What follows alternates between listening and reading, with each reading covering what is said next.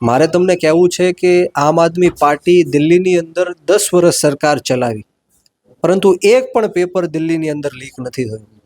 પંજાબની અંદર સરકાર ચાલુ છે, 4 વર્ષ થઈ ગયા, પરંતુ એક પણ પેપર પંજાબની અંદર પણ લીક નથી થયું. અને બીજી બાજુ ગુજરાત છે, જેમાં 34 પેપરો લીક થાય છે, એક પણ પેપર સરખી રીતના સરકાર લઈ નથી શકતી. એ એમની નિષ્ફળતા છે.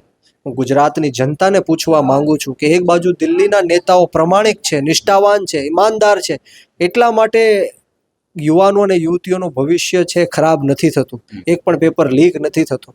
અને બીજી બાજુ ગુજરાતની અંદર તમામ નેતાઓ ભ્રષ્ટાચારી છે. 34 પેપરમાં જોઈ લો તમે, ભારતીય જનતા પાર્ટીના કોઈ કાર્યકર્તાની કે નેતાની સંડોવણી હશે.